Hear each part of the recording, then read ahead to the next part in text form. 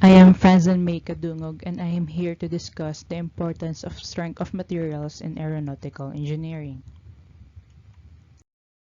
So, what is strength of materials? Strength of materials are also called as mechanics of materials, typically refers to various methods of calculating the stresses and strains in structural members such as beams, columns, and shafts. The strength of a material is its ability to withstand an applied load without failure or plastic deformation. The first aircraft were manufactured from available simple materials such as wood and fabric. But due to increased aircraft speeds and heating of airframes and engine components, the use of fabric, plywood, and wood became dangerous. Designers replaced the wooden parts with metal ones in the 1930s. Metal eventually completely replaced wood.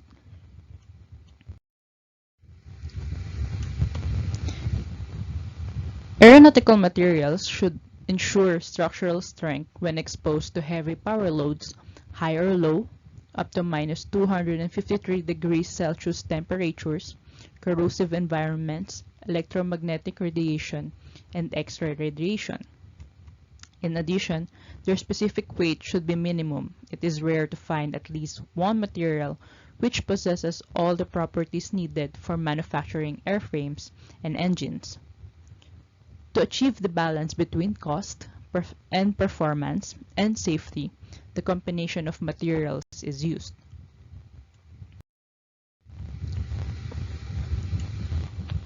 There are large differences between performance and cost of the materials. For example, aluminum and steel are the least expensive materials. Composites are the lightest materials, and steels have the highest stiffness and the greatest strength, and nickel alloys have the best mechanical properties at high temperatures.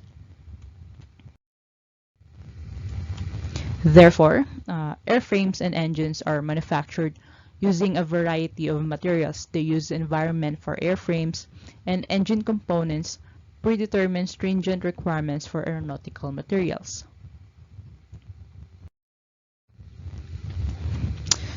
For example, consider the strength of plywood. Plywood is the name given to wood built up of several thicknesses glued together with the grain in alternate thicknesses running along and across the plant.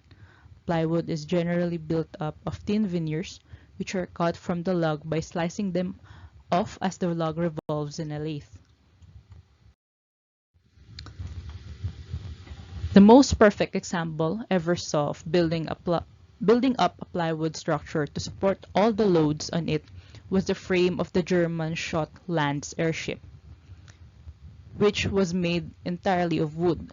At the complex junctions of the various girders and ties, the wood, which was built up of very thin veneers, layers were put up ingeniously in the direction of every stress.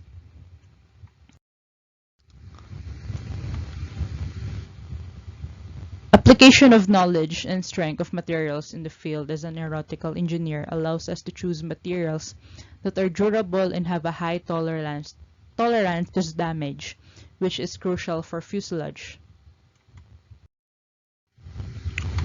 Today, as the complexity of designs increases, it's crucial that the materials used by engineers and manufacturers are able to keep up with the new and innovative technologies and help drive the sector into the future. The right materials can benefit aerospace in a multitude of ways, such as allowing the production of lightweight parts.